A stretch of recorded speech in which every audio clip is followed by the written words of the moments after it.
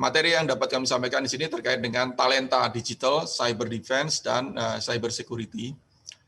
Sebelumnya, bagi para hadirin, kami memperkenalkan diri sedikit. Jadi kami adalah lulusan dari Akabri tahun 1988.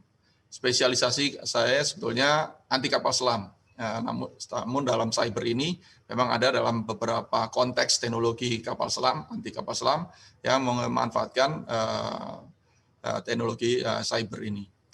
Kemudian beberapa penugasan saya, beberapa kali menjadi komandan, kemudian sebelum jadi rektor Unhan ini saya tugaskan di Seskual.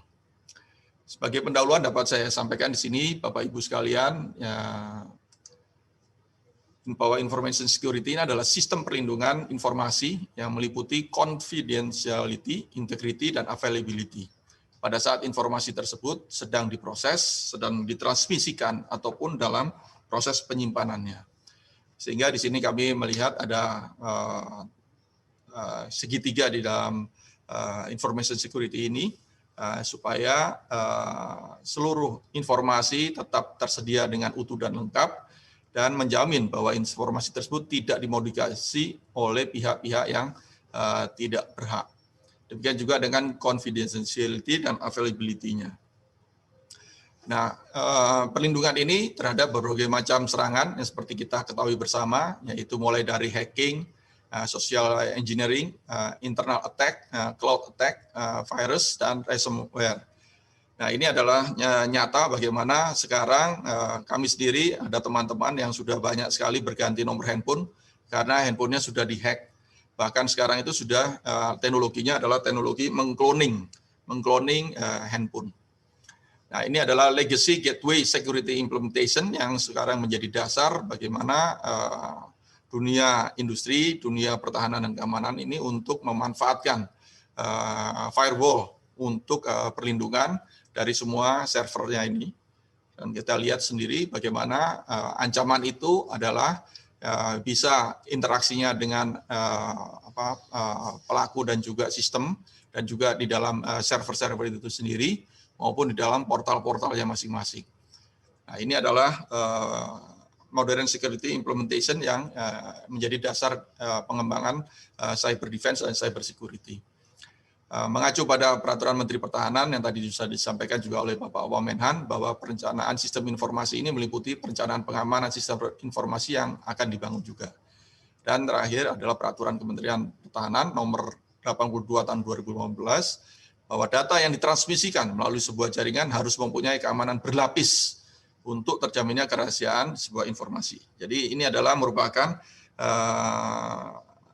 kriteria yang paling utama, yaitu menyusun algoritma keamanan berlapis. Kampus Digital Transformation Framework ini adalah merupakan suatu evolusi mulai dari kampus 1.0 yaitu pre-digital, kampus 2.0, kampus 3.0, kampus 4.0, dan terakhir adalah kampus 5.0 yaitu Smart Campus. Nah, ini adalah pengembangan dari Universitas Pertahanan untuk mengimplementasikan saat ini Smart Campus dalam fungsi teaching and learning, research and development, community service, administration, and focus on knowledge area.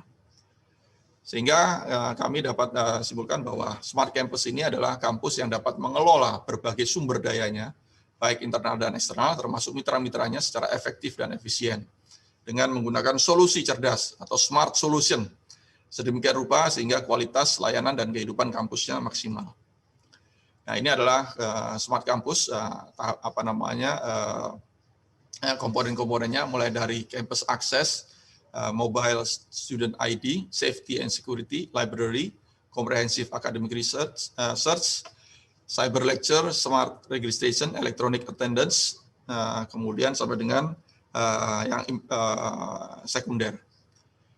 Ini ada ketentuan di dalam 4E di dalam Smart Campus ini, mulai dari enlightenment, experience, estate, dan education, yang tujuannya adalah untuk mengimplementasikan cyber security dan cyber defense di dalam kampus Universitas Pertahanan.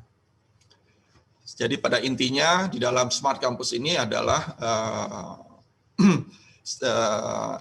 interaksinya di dalam internal sendiri, ya, yaitu Smart Campus Strategy, dan juga bagaimana linknya atau linkage-nya dengan smart communities, yaitu dengan masyarakat luas, sistem transportasi, kemudian dengan pihak-pihak yang berwenang di suatu area, dan fasilitas kesehatan yang ada, sehingga kampus ini memang betul-betul dapat berjalan dengan lebih efektif dan lebih efisien.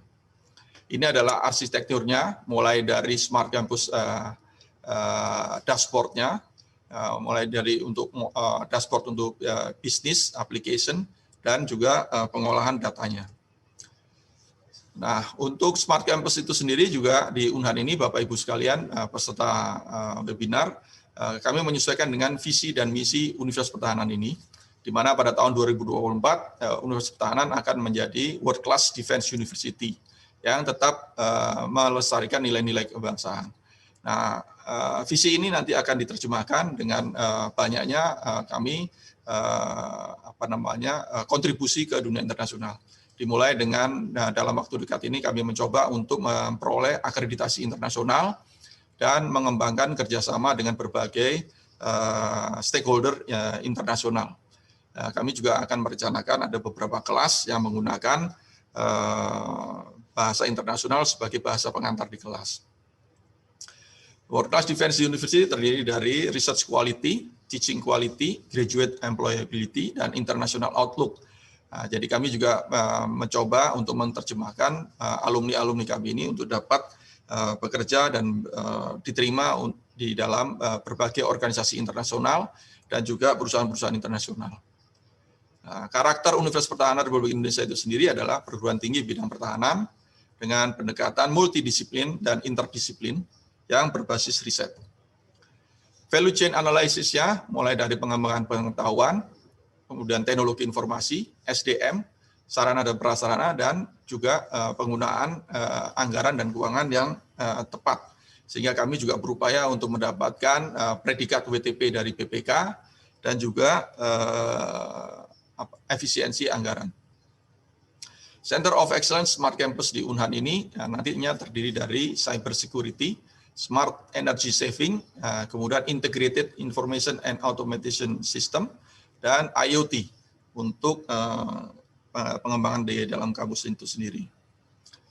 Dan konsepnya mulai dari Smart Campus nanti bisa mendukung campus activities sesuai dengan visi dan misi Universitas Pertahanan tadi. Nah, kemudian model dari Smart Campus itu sendiri kami akan terjemahkan di dalam platformnya yang terdiri dari Smart Tridharma, Smart Management, dan Smart Life. Sedangkan Smart Platform sendiri adalah suatu sistem yang berperan menjadi fondasi untuk solusi-solusi cerdas yang seperti tadi saya disampaikan, yang memudahkan integrasi, meningkatkan efisiensi, dan mempercepat pengembangan dari solusi itu sendiri. Smart Management, kami mulai dari Academic Management System, di sini untuk penerimaan murid baru, mahasiswa baru di sini, dan sistem registrasinya dan pengelolaan akademik. Untuk sistem penerimaan mahasiswa baru ini nantinya akan dilengkapi dengan sistem untuk memonitor atau melacak rekam jejak digital calon mahasiswa. Karena sekarang ini banyak sekali para pemuda calon mahasiswa yang sangat mudah terpengaruh perilaku ekstrim di media sosial. Nah, salah satu, kalau misalnya sekarang di Unhan secara fisik, maka ada surat kelakuan baik dari kepolisian, namun kami juga akan menerapkan juga untuk rekam jejak digital calon mahasiswa ini juga merupakan suatu syarat untuk bisa diterima menjadi mahasiswa Universitas Pertahanan. Kemudian Academic Management System ini juga pengelolaan fakultas dan lain sebagainya. Kemudian e-learning sampai dengan feeder dengan Kementerian Pendidikan Tinggi, Ditjen Pendidikan Tinggi, Kementerian Pendidikan dan Kebudayaan. Kemudian resource management sistemnya mulai dari pengelolaan aset, perencanaan dan keuangan, kemudian tata kelola surat dan SDM. Kemudian juga kami mengembangkan executive reporting system, ini yang untuk hariannya, mulai dari laporan cover absensi, rekap jumlah mahasiswa, dan data-data yang lainnya. Kemudian juga ada fasilitas mobile application yang dapat diakses oleh para dosen dan mahasiswa. Kami juga menyiapkan Smart Campus Operation Center, ini untuk kendali operasional Smart Campus dan pengawasan status operasional dan pengamanan jaringan. Kemudian Smart Tridharmanya mulai dari Knowledge Management, Community Management, Smart Classroom, Mini Museum, Lab Teknologi Pertahanan, dan Lab Laboratorium Cyber and Cyber Warfare. Nah, ini adalah diintegrasikan dalam Smart Tridharma di dalam single sign-on. Kemudian Knowledge Management System, di sini adalah mulai dari sistem pengelolaan riset dan jurnal-jurnal untuk publikasi nasional dan internasional, kemudian untuk plagiarisme dan uji kemiripan dokumen, Community Management System, dan Smart Classroom. Nah, ini yang terintegrasi semuanya di dalam Smart Campus Server. Kemudian untuk Laboratorium Teknologi Pertahanan, di sini mahasiswa akan dirancang untuk dapat menggunakan teknologi virtual reality yang nantinya akan dikombinasikan dengan augmented reality. Ini adalah konsep dari Laboratorium Cyber dan Laboratorium Cyber Warfare yang dikembangkan di dalam Smart Campus Universitas Pertahanan. Selanjutnya adalah Smart Life, mulai dari Visitor Management System dan Energy Management System, di mana di dalam Smart Life ini kami berusaha untuk mengamankan semua tamu yang akan masuk di Universitas Pertahanan, mulai dari aplikasi registrasinya, kemudian juga profiling, kemudian face recognition, kemudian mencocokkan data eKTP-nya dengan Dukcapil. Ini adalah untuk meyakinkan bahwa semua yang ada di Universitas Pertahanan ini benar-benar orang yang memiliki akses dan otorisasi masuk ke dalam kampus.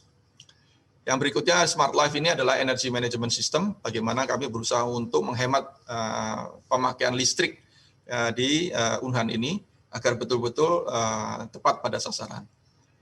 Sebagai penutup, dapat kami sampaikan ini adalah gambaran besar di dalam potensi sumber daya manusia dan infrastruktur kampus dalam Universitas Pertahanan untuk pengembangan Smart Campus, pembangunan laboratorium cyber, dan rencana pengembangan laboratorium cyber warfare. Utamanya di dalam laboratorium cyber warfare ini, kami nantinya akan membuat simulasi bagaimana supaya menyusun draft baru untuk menetapkan batas kedaulatan negara pada media cyber. Sampai sekarang, Universitas Pertahanan bekerja keras untuk merumuskan sebetulnya batas kedaulatan negara di media cyber itu seperti apa. Demikian Bapak Ibu sekalian, materi yang dapat saya sampaikan. Terima kasih atas perhatiannya dan salam bela negara.